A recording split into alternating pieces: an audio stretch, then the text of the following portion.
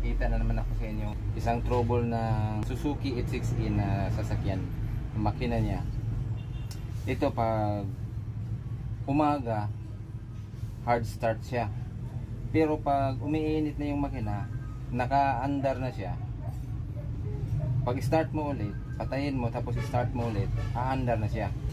Itong Suzuki F6E, ang liliit lang ng mga barbula, kaya may mga ganyan na dun yung problema niya. Kailangan i-tune up ulit, i-set lahat dun sa original na setting niya na nasa 6,000 gap. Sa akin naman kasi pag mga ganitong mga makina, gastado na, medyo yung camshaft niya medyo linis na rin, camshaft niya medyo may mga clearance na, kaya ang ilagay ko 5,000 doon sa intake, 6,000 doon sa exhaust valve, rocker arm. Medyo mas malaki doon sa exhaust, pero sa intake lagyan ko lang ng 5,000 para hindi masyadong mag-iinit yung makina niya. Kita ko sa inyo, subukan nating paandarin, no? Medyo mahirap magpaandar.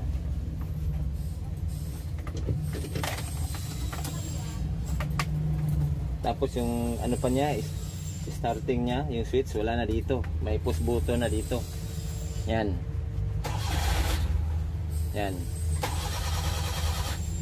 Medyo mahirap na, kaya i-tune up natin.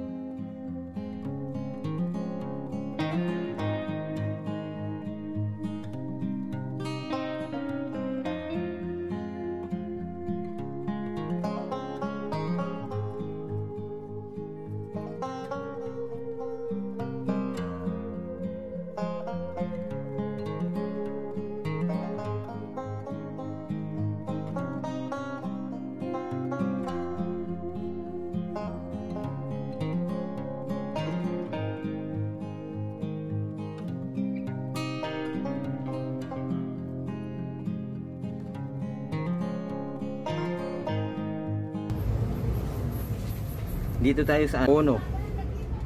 Yan.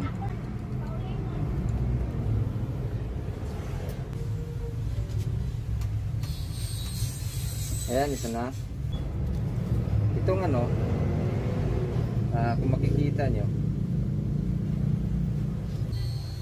pointin.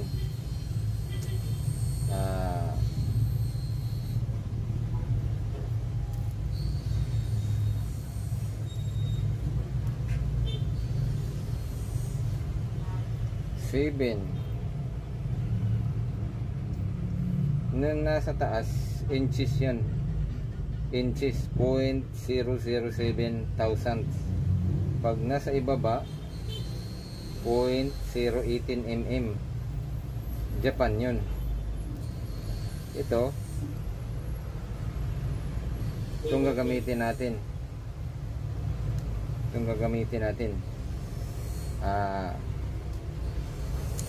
0.006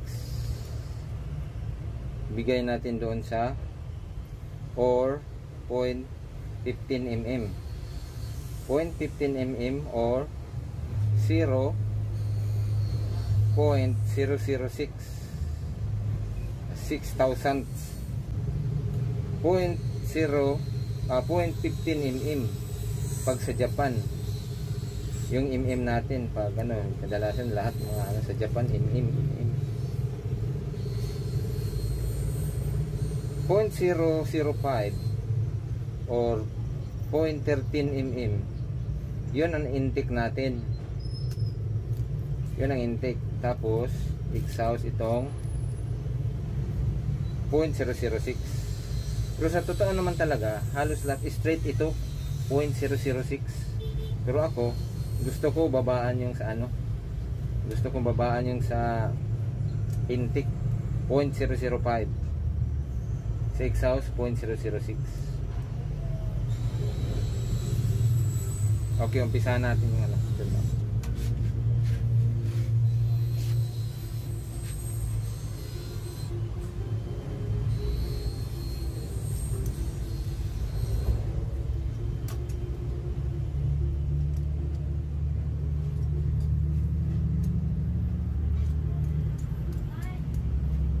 Okay pa naman siya dito sa kabila.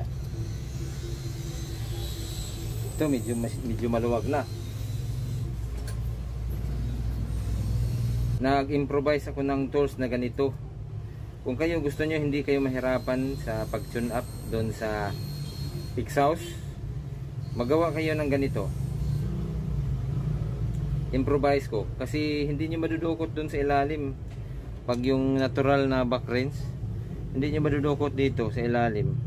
Ito yung exhaust, kailangan i-adjust nyo rin yan. Yan, ito okay. Itong isa hindi, i-adjust natin.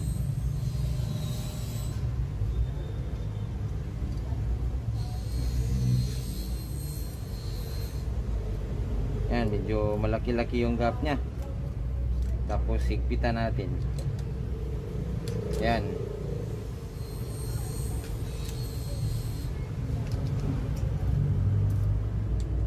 Ina. Tapos 0.006 doon sa exhaust.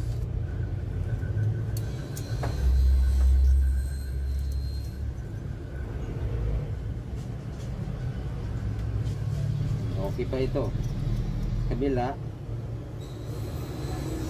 Okay pa din.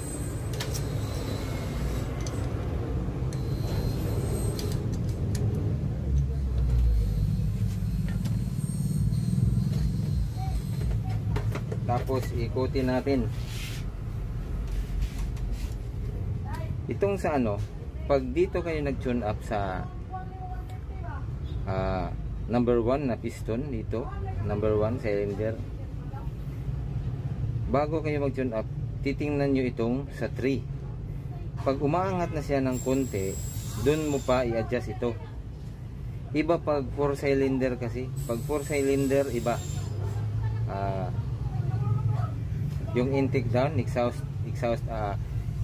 up, intake down, yung mga ganyan, yung top dead center, iba ito. Kasi ito parang na-late siya kasi tatlo lang yung ano niya. Dapat sana pag intake down, yun na. Pag sa 4 cylinder, ito 3 cylinder, kailangan mo pang ipaangat yung ano bago mo i-adjust ito. Doon magmi-meet ang firing order niya. Tapos tingnan mo ha.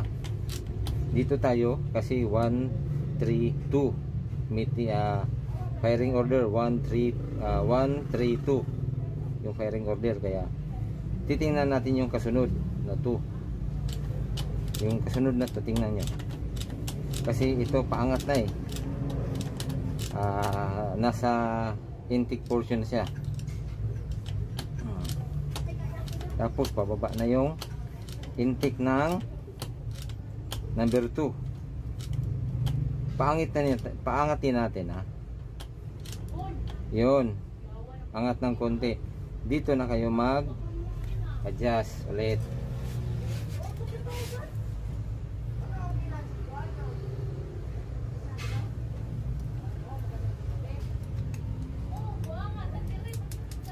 Okay pa.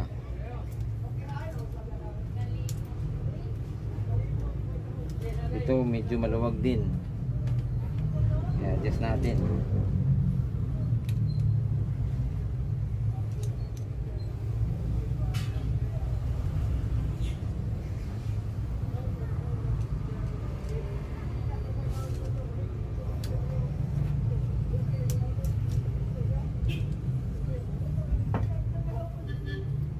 Dito tayo sa exhaust na naman.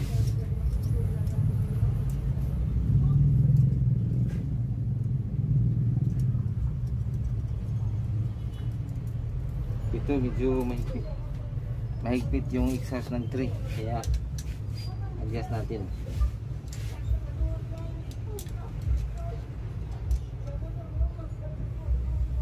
Mahirap ito pag wala kayo nito, mahirap i-adjust itong ano, exhaust.